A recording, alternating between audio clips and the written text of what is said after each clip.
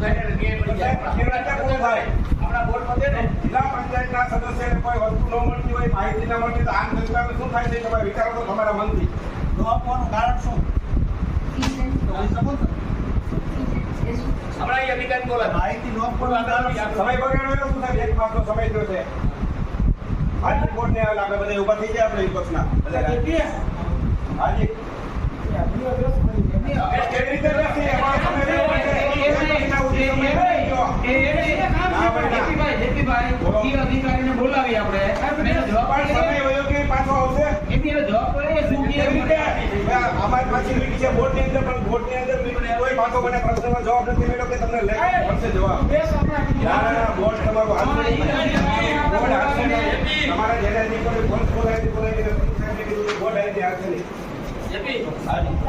એને આપણે અધિકારીને બોલાવી દીધું તો ખરા, શું કામ?